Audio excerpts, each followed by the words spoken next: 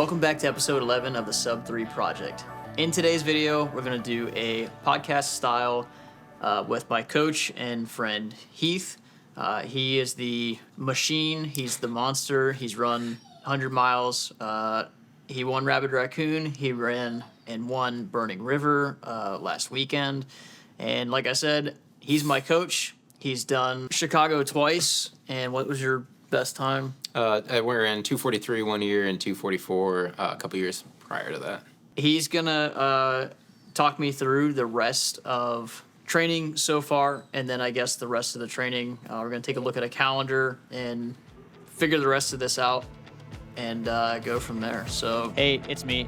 Sorry for interrupting so early in the video, but if you haven't yet considered donating to the Team World Vision campaign, please go do so at the link below.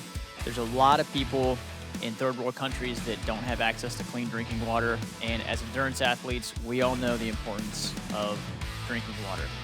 So if you haven't done yet, please consider doing that. A side note, if I don't raise enough money, I can't run Chicago, and that's where I'm planning to break 3 hours in the marathon this year, and that's what this entire series is about. So please consider donating. Back to the video. Yeah, so I've been running for about 8 years. Started out just with a local 5K at the college that Ben and I went to, and then I decided I wanted to qualify for the Boston Marathon because that's kind of the meme thing that every runner kind of wants to do, or what a lot of runners want to do. So I had a couple years where I trained and failed at a couple marathons, and then at the beginning of 2019, I told myself, hey, I need to be consistent. I had gotten to Chicago by the lottery going into 2019. So at the beginning of 2019, I said, I'm going to run at least a 5K every single day, and that's going to give me at least some base. So I ended up doing that for the first part of the year. In April, late April, I ran a half marathon and ran a 129. And then after that, I started upping my mileage because I was only running about 22-mile a week at that point. And I ran Chicago that year in 244. And I did that pretty much off of a lot of base training. I worked up my mileage to mid-70s and just was consistent. And I think that's the key to running good marathon times is consistency. And they always say this in sports. They say the best ability is availability. And I think if you can maintain being injury-free and you can get a lot of base miles in, and you can get some speed workouts in, I think that's what makes you successful and being able to mentally push through. So I think getting in a good amount of long runs before your marathon and getting in some workouts that make you confident is what's going to be the most impactful thing that you can actually do. One other thing I like to do before I run a goal marathon is run a half marathon about 3 weeks out. I want to run that as fast as I can, and that's going to give me a good idea about how fast I can run that actual marathon if the conditions are similar and the course is similar. So before every good marathon I've had, I've ran a half before that, and those times usually correlate really well of what you can run in a full if you put it into a calculator. So that's kind of what our plan is for Ben. I want him to have a good training cycle. Pretty much every training cycle he's done before, he's had some mishaps where he's missed some workouts or he's missed at least a couple long runs. And he goes into the race in better shape than he ends up running the race in. So I think if we can get him to the race with a steady amount of 20-plus mile runs and a good hard workout every single week, that he's going to be able to mentally push himself through those tough points whenever he gets to mile 20. Because going into Cleveland, Ben, you ran like, what, 3:31? Something 3:30, yeah, something like that. Yeah. And he was in way better shape than that. And it's just mentally pushing through that. And he had a lot going on going into that race, and he missed some workouts. And I think that mentally takes a toll on you more than it physically does. You can take a couple weeks off of distance running and lose zero fitness. But if you take a couple of weeks off running, you mentally think that you're so out of shape at that point. So I think going in healthy and going in with that base is going to be crucial for him. Looking at my training from the last couple years, or at least the last 2 training cycles, what do you think that I did well, and what do you think I can improve on? So Olivia and I went and saw you finish the Cleveland Marathon, and after that we started watching a bunch of your old videos, and you did a podcast with your buddy after the Akron Marathon, Brendan. Brennan. you did that podcast with Brennan after the Akron Marathon last year, and he was talking about how crucial he thought it was to have a coach. And you're like, yeah, I could use a coach. I need someone to push me because I miss a lot of workouts and I do this. And I'm like, you need someone literally to push you. You're in a lot better shape than you think you are. And if you have someone who's there holding you accountable, I think that would help you tremendously. Cut 15 minutes off your time just off the top. And I think you need to tell somebody to tell you, hey, you can do this. You're actually in better shape than you think you are. Stop making the excuses and really push through. Yeah, that first workout that you had me do, that was tough. Yeah, and here's the thing. So how hot it is, the weather affects how you run. And I'm not saying to make that as an excuse. I'm just saying run in a smarter portion of the day. You're running the Chicago Marathon. The temperature for the Chicago Marathon is usually in the 50s or the 40s. So during a workout, whenever it's 80 out, is going to be a lot tougher than what's going to happen on race day. And it's good to do those tougher workouts, but if you're doing something that's close to your maximum effort, doing it in 30-degree hotter weather is probably going to make it so you're not able to possibly hit those times. And I don't think your workout was a complete failure. You still ran close to what the times were. Something I wish you would stop doing is taking 5-minute breaks in the middle of workouts, because you can't do that in the middle of a race. Mm-hmm. I would prefer you just push through the workout and run a worse time than take a 5-minute break and then try to like keep going, especially if it's like a progression run or if it's a set of 3 miles or something like that. Yeah, I'm glad that was only the first workout, mm-hmm. and like we caught it early. Because if I kept doing that week after week and we get like 8 weeks out, it's like kind of... It hurts you a lot. And here's the thing. So at Cleveland, you ran 3:30. You're in 3:15 shape. We're going to try to get you to break 3 or as close to that as possible.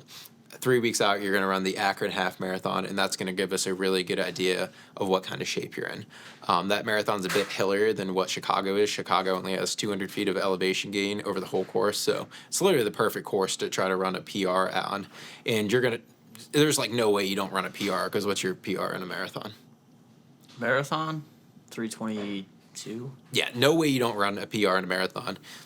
Where you break 3, it's going to be tough for you to break 3. Yeah. But we're going to get you as close as possible to that. So once we get that time from Akron, we can calculate it, run in some calculators, and see where you're at. I'm not going to tell you to try to break 3 at Chicago if you run something that says you should be able to run a 3:10 at Akron. You're just setting yourself up to blow up at the end of the race. But we'll see what that looks like till then. What we're going to do till then is continue to have you have these great long runs, continue to have you hit these workouts, which would calculate to being able to hopefully run around a 3-hour pace come then, and then we'll see where we're at. How's my training been going so far? How do you think I'm doing? Is it too early to tell, or? So the first week, or it might have been the second week, Ben skipped a run on a Saturday, and I was honestly pretty upset with him. And one of the things, like I said, I think is super important is that consistency, and he ended up making some of the miles up on the next day, but at that point I was like, dude, what the heck? And I think that week was the week that you didn't hit the workout times, and it was just like, what are we doing? But no, then, I think it was the week after. Week after? Yeah. Okay. I didn't hit the workout time. So somewhere around there, at that point I'm like, what the heck? But since then, he's really been hitting his workout times, been doing his long runs. At the end of a couple of your long runs, you kind of worked it down to marathon pace, which is always a great thing to do. And going forward, I think I put in your workout or your long run this week, I want you to do like 2 marathon pace miles in the middle and then 2 marathon pace miles at the end, so you can kind of get your legs going at multiple times during that race and definitely get some miles in at marathon pace when they're tired. How are you feeling mentally going in right now? To the race? Well, I know you're a couple weeks out. How are you feeling about the training so far? I feel like it's good.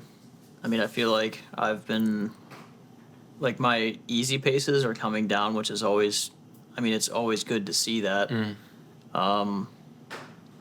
I feel like I need to do more runs at marathon pace, but at cooler times to have an actual, like, understanding of where I am. Because just trying to, like, last week's last week's workout was unnecessarily hard just because I went out when it was way too hot outside. Yeah. Okay, so more miles at marathon pace, just that would help you confident wise. Yeah. Is what you're saying. Okay, so I don't want you to do multiple workouts a week. I consider your long run a workout and then your like speed training run a workout. So possibly the weeks going forward will get more around marathon pace going into that. One thing with your easy runs, it's good that your times are coming down, but I'm under the assumption that as long as you're not changing your form, Jack Daniel said this, that you can run as easy as possible. You really want to recover during those runs. So maybe you can push it a bit harder and run sub 8 for your easy paces, but that doesn't really help you too much. Yeah. It's better if you ran slower and got more recovery, especially if your legs are really feeling it. I'll run a lot of my easy paces at 9:30 pace, and then I can go out on race day and still rip it. So I don't think that really has an effect. I believe there's like, if you're going faster than marathon pace, you're working your heart in some ways, and if you're going at marathon pace, kind of the same thing. But if you get in those middle grounds of those 7:30, 8-minute miles, that really doesn't help you any more than what a 9-minute mile would. Not that you don't want to get it in faster and running an 8-minute pace is going to hurt you in any way. I'm not saying that, but you want to get that recovery, and I think that recovery is really important. And that's one of the things that my number one thing I don't want to happen before this race is for you to get hurt and have to take time off, because I think that can really derail you. Physically, not so much, but mentally. Yeah. I mean, that's what happened the last 2 marathon preps. Is I was making great progress, and then I think more mentally it screwed me up because I was making really good progress, and then out of nowhere I'd have to take 5 to 7 days off, and then mentally it was like, oh, my training's done. Yeah. When in reality, there could be the looming idea of that injury might rear its ugly head during the race, but at that point it's like, you go all out on the race. But Yeah, and I feel going into your last couple races too, just because you got injured, you weren't as mentally focused on running good time. You're just like, whatever happens, kind of happens. And I want you to go into Chicago feeling absolutely great. Like, hey, I did what I needed to in training. I ran Akron, Akron half. I know where I should be at around, and I should be able to run this. I'm telling you, it works mental wonders whenever I type those numbers into a calculator. Oh, I ran this for a half. Okay, I can run 2:44 for a full marathon. Like, when I get tired and I feel like crap, I'm like, no, I can run 2:44 for a marathon. Literally, the calculator said I should be able to do that, and that just helps me a lot.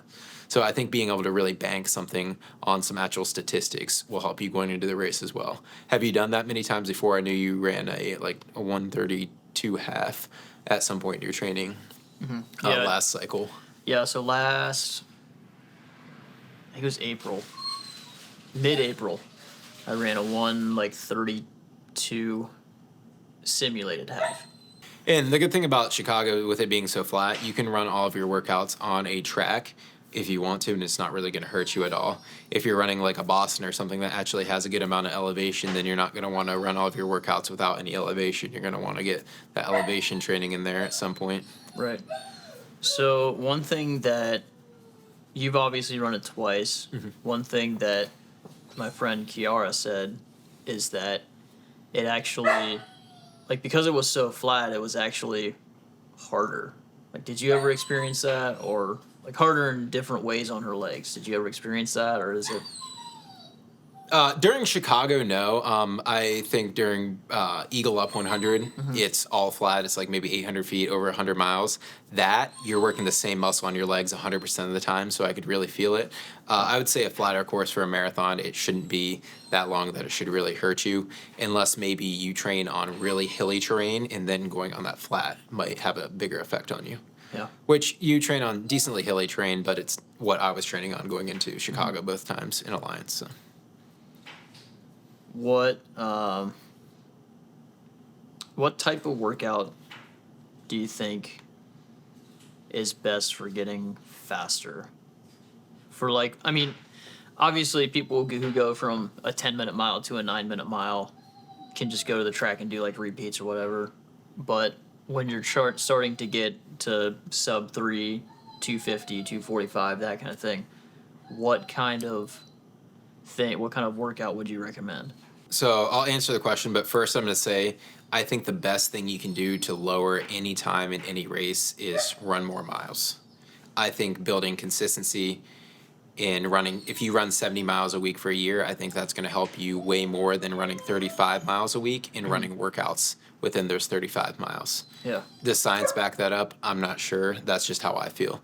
I've probably done maybe 20 speed workouts in my entire life. Yeah. I've ran a lot of races, and races are good simulations of workouts that really push yourself. I think progression runs is kind of what I would say the best is. I think running faster on tired legs can really help you out, or just simulated hill repeats. It doesn't have to actually be at an insanely fast pace, but just simulating running at a fast pace, but doing hill repeats. And like I said, with more miles, if you just do strides with that, I think that can absolutely do wonders. And that's something I want to work on over the next couple years. Hundreds are kind of my go-to. I'd say it's kind of my quote-unquote specialty now, but I want to get faster because I think you do have to have you do have limitations on what your ultimate speed is. And if I can get it down to I can run a 2:30 marathon, it's going to make those slower paces seem easier and will make my 7-mile pace seem a lot easier than what it is now. So I think speed workouts can be important. I think doing strides can be important. But just to run something like a 3-hour marathon, I don't think doing 2 speed workouts a week is necessary for 95% of people. Okay, what do you think about double threshold days? Have you seen that trend? Yeah, you're absolutely clueless if you're doing a double threshold day unless you are a professional and you're Jacob Ingebrigtsen or whatever his name. Yeah. Like the people who are doing them are these people who have absolutely no reason to do something like that. I was listening to a podcast where they mentioned that, and unless you have an insane background in distance running, it's not gonna help you. You're nowhere near that level. Hey, are you trying to compete with the Africans in mid-distance running? Because if you are, then you should probably do double threshold days. If you're running a local 5K, you're gonna get hurt. And that's one thing. Like, don't get hurt. Like, that's like the key to everything. Like, I've been luckily relatively healthy for the past 5.5 years, and I think that's what's helped me improve a lot in distance running. And I think a lot of people don't see how hard faster paces are on their bones, and that's one thing that scares the crap out of me. Muscular injuries, I think you can heal a lot better. I'd much rather have that than a bone injury, because once you have a bone injury, you can keep re-injuring that over and over again. Is it ever going to heal right? Like, who knows? I hope I don't have to deal with one to know. Yeah, 'cause I mean, when I ran my first marathon, I broke my middle metatarsal, and I was like that next year coming back. Like, I ran my fastest marathon, but I was scared, definitely scared. And that's the thing. Like, a lot of people could do a super long race. You could rip somebody off the street and they could run 26 miles straight, walk 26 miles straight. But your likelihood of injury is super, super high. I just wrote a training plan for Wolf Creek to sell for the Rabbit Raccoon 100, and I up the mileage and have the mileage pretty high, even for the beginners at some points. But that's because I don't want them to go out there and do 100 miles and push through the pain and end up breaking a bone in their feet. Whenever David Goggins ran his first 100, he broke a ton of different bones in his feet and legs because his body wasn't used to doing that kind of mileage. And I believe having that mileage base really saves you from having a lot of injuries and just slowly increasing your mileage by 10% or less a week. Do you think I should try and get a carbon-plated shoe, or do you think that's not even worth it until, if I could ever get down to like sub 240 or something? Like, I think it can cut a couple minutes off. It's not going to take you from a 3:15 to a 3 flat. Yeah. But I think it can take 2 to 3 minutes off. I think that's very respectable. And like I said, I'm big on the whole mental thing. Like, hey, maybe it doesn't help me at all. Maybe it's a placebo effect. But hell, if it's a placebo effect and it makes me feel better, I want that. Like, give me that placebo. Give me all the sugar pills. I'll take them. I don't. When I put a singlet on and I put my race shorts on and I put my shoes on, like, ooh, I just feel good, you know? Yeah, the I half can go out tights. and rip it. The half tights really do it. Yeah. That's why I wear them on all my long runs Yeah. and all my speed workouts. Yeah, and here's the thing, like, wear what you're going to wear for the race during some of your workouts and during some of your long runs. Like, make sure that actually works for you. Don't just wear something new on race day because you think it's going to make you look cool. Like, get some wear into that. That's one thing I did before this last 100-miler. Like, I was wearing some new stuff, so I got like 40 miles in each to make sure it wasn't going to rub me weird or something like that. Last thing you want is just to get completely chafed on race day. That happened to me at Akron last year. My nipples chafed for the first time. Oh, okay. So if you are going to get a carbon-plated shoe, I'd wear that for a couple of your speed workouts before race day. I wouldn't wear it a ton just for the price of them, and they only get so many mileage, but definitely 2 to 3 workouts beforehand. Your long runs, I wouldn't wear them because you're just running such a slow pace that I don't think they have any benefit. You said you wanted to look at a calendar, right? Yeah. See how many weeks we're out and kind of plan because I want to see what your mileage is going to work up to and then when we're going to start tapering. I don't want you to do a hard taper before your half marathon 3 weeks out because I don't care if you're 1,000% fresh going to that. I would like you to be semi-fresh, but I'm not going to have you miss 2 or 3 weeks of long runs or harder workouts going into that. Right. So maybe like if we're in the mid 60s, back it down to like 45 or something. I'd probably still have you do 50. Yeah. Okay. Well, here's the thing, because your race is going to be on Sunday, so you're already tapering the first half of that week. So probably not. Maybe even cut it down 5 miles, maybe 10 miles the week before, and then the week after have you have probably about the same amount as you had the week before the race, and then have you probably go down 5 miles the 2 preceding weeks up until race day. Okay. But that's the thing, it's your race is on a Sunday, you have 6 days to taper. Like, I don't believe in month-long tapers. Like, if you're doing 3 races a year and you're taking a month-long taper, like, when are you actually building? Yeah, that's true. So we're 9 weeks, 6 days out. Okay, so, yeah, pretty much 10 weeks out. Okay. So 7 weeks out from your half marathon, like, that's a good amount of training to get in. You already build up to 18-mile long run. Going to this week, you're going to do a 20-mile long run, correct? Yeah. Okay. So I'd like you to get probably 3 or 4 more 20-plus mile long runs in. I think that's going to be very good mentally. I'll probably cut you down next week, just have you do an 18, next week 22, probably 18 again, 22 again. I don't think you need to go above 22, but I might add an extra mile or 2 of marathon pace at the end of each of those and try to get it to you at max. You do a 22-mile long run with 6 miles at marathon pace at the end. I know the Hansen method has you do like half the long run at race pace, but I just think that's super aggressive and for people who are like closer to elite. So you don't like the method where you do like reverse pyramid with some recovery miles in between? Say I'm doing a 20-miler, I'll do 4 miles easy to warm up, then I'll do 5 miles at marathon pace, a mile easy, 3 miles at marathon pace, a mile easy, 2 sets of 2 miles at marathon pace with a mile in between, and then like end the run after another mile of cool down or whatever.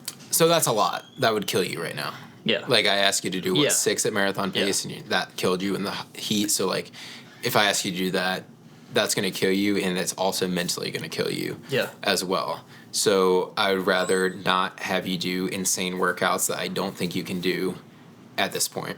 I think getting good, solid workouts in with those long runs, seeing how we do at the half marathon, and then having you rip it at Chicago is going to be our best bet. Like, if we're doing a longer training block of 20 weeks, we can plan everything out. You just came off a good race, then I think that training looks a bit different, and maybe we do a lot more miles at marathon pace going into it. Which I think we'll run a lot more miles closer to marathon pace. These, like, probably 4 weeks from now, we're going to build up and have you do more then. But as of now, I just think that would be a bit too much from what you've said. What's the maximum amount of mileage that you're going to want me to run? I think we'll probably get you up to about 70 miles a week, probably in between mid-60s to 70. We'll see how you're feeling, too, because I want to get your feedback every week. If you're feeling very achy every week, I'm not going to up your mileage that week. I might back you down a couple miles because, like I said, an injury is going to completely derail us. And I'm not trying to either boom or bust you to try to run a 3-hour marathon or you get hurt. Yeah. Like, I want you to run the best marathon possible. I want you to get, number one, get you to race day healthy, and then being able to run whatever you possibly can at that point. Because you can be aggressive. You can be super aggressive with your training. Your risk for injuries insane. Especially you. It's not like you have a clean bill of health your whole running career. Like, you've had injuries on and off, so we probably want to be a bit less aggressive. My Achilles have definitely been feeling it. Like, they don't hurt, but I noticed that they're tight and kind of achy. And do you think that's because of all the increased paces? Or do you think it might be because, like, I came off of a marathon training plan and then I didn't do too much, like, road stuff? Like, I mean, I did do road stuff, but I didn't do too much of it. So I think you weigh the having a down month or two a lot more than I would. I think if you had a good base and then you take a couple months off, you shouldn't hop right back into where you were, but I don't think it takes you that long to get back into the fitness that you were, and your body's already had been built up over the years, so I wouldn't say that per se. Like I said, I think slowing down your long runs might help you some, and doing some PT stuff. Whether it takes you 15 minutes a day, it's going to be worth it if it saves you an injury and makes you feel better during your runs. You asked me how many days I wanted to run, and I told you I want to try to run every single day. Yeah. Because obviously you got better doing 5K a day, and like I kind of want to do that same mindset. Because like I know a lot of training plans, and a lot of people will say you need that full day off, or you need those 2 full days off during. Like, in my mind, it's like, if you don't feel like you need a day off, like, if you're not experiencing any, like, nagging pains or anything, like, just go get more miles in. Yeah. So this is not health advice. I'm not a doctor, not a physical therapist. I personally don't take days off just because I'm kind of on a streak of not doing it for 5.5 years. I'm not saying it's the smartest thing to do health-wise. I'm not saying that I couldn't be a bit better if I took a day off every now and again. I started doing it because I was super inconsistent with running. I would take one day off, and that would turn into I wouldn't run for a week and a half. So it's something I do to hold myself accountable. And I don't do it saying, oh, I'm so hard, I don't take a day off. Look at me, I run the day after my 100 milers. I do it because it's part of what I do. It's just what I do at this point. Yeah. It's no matter what, I'm going to keep one consistent in my life, and that's running. There's times that I probably shouldn't have run. It probably wasn't the healthiest thing for me to do. And I wouldn't ever suggest that anybody else never takes a day off for years straight. I don't think that's probably the healthiest thing to do. It's just something that I personally do. I think days off are overrated. Yeah. Because I can take 36 hours off and still get a run in technically every single day. Yeah. And how's that different than you taking 24 hours off because you don't run a day? Like, it's no difference. It's the same amount of time. And I think getting proper sleep, getting proper nutrition, and taking your easy runs easy is just as important as taking a day off is. I would say way more important personally. Yeah. Because if I run 3 miles slowly at a slow pace in a day, that's recovery in itself. And like kind of with like lifting, like some of the foreign countries, they say like greasing the groove, like they do multiple weight sessions a day. Yeah. And that's kind of what their training is based around. And I think that's important is like, hey, I'm not letting myself get to a point where I'm not working my muscles or I'm not working things. And there are injuries that would completely derail this. If I ever had any bone injuries, like I couldn't run through those things. And when that day comes, that day will come. But think what I'm doing has worked for me. And like you said, like I did the 5K a day, and then I've went like 4 or 5 months since multiple times doing at least 10K a day, or not 10K, at least 10 miles a day. And that's kind of worked for me as well. It's kept my base mileage up, and it's really helped me during those points where I didn't want to run. I wasn't in love with running. Mm-hmm. I'm at least going to get 10 miles in a day because that's going to keep my fitness up. It doesn't matter if they're slow miles or 10-minute miles. Like, I'm still keeping my cardiovascular fitness up. It's still keeping me somewhat in shape. If I didn't run at all, like I would balloon up because I eat so many calories in the day. I would have to completely drastically change my diet. Yeah. And that's not something I want to do. What do you think about double easy days? I mean, my running is so weird. If anyone ever looked at it, they'd be like, "How do you run the times that you do?" Because I run 5 miles on my lunch at work every day I work, so usually Monday through Friday, and then I run whenever I get off work. I think miles are miles. I don't think running 2 5 mile sessions is very much different than running one 10 mile session. I think if you never run over 5 miles, hey, that might be a problem at some point. But if you're still getting your long run in, like if it works better for your schedule, do 2 5 mile sessions. I don't think it's really going to affect your training in a negative way. Yeah. It's probably easier on your body that way. Yeah. And I think too, if you don't want to take a full rest day, even like if you run in the morning one day and then wait till evening the next day, I mean that can still be like 16 to 20 hours. Oh yeah. So it's not a full rest day, but it is a full rest day. Well, it's way more than that because if I run at 8 a.m. one day and I don't run till 8 p.m. the next day, that's 36 hours. Yeah. Yeah. I guess that's what you were saying earlier. Yeah. Yeah, that's like a ton of time that your body can recover if that's what you need. But I guess you do have to be careful because like you do have to run that second one nice and slow or nice and easy because if you're gonna get up the next day and run in the morning, that's only like 8 to 12 hours. Yeah, and I personally don't suggest ever doing more than 2 workouts a week, and I consider the long run a workout most of the time. So unless you're doing like double long runs on the weekend and then one speed workout during the week, but most of your miles in your week should be easy. Right. Like, it shouldn't be that hard on your body. I think that's where people get in trouble is they don't know how to run easy. Yeah. They know how to go out and completely push themselves so they're breathing heavily, especially people who are really new to running. One thing that I've been struggling with, and hopefully I won't in the future now, but is being tired from the long run, and then or possibly like say I have a wedding on Saturdays because we moved my long run to Fridays because weddings are on Saturdays and that's what I do. That's what I do for a living. Being tired from that day before and then not getting up early and doing my run on Monday or on Sunday, waiting to do it until after I get home from work, then after I have to eat something because I'm starving, not hitting that run till like 7, 8, 9 p.m. and then doing like 8 to 10 miles and then going into the week kind of tired again. Yeah.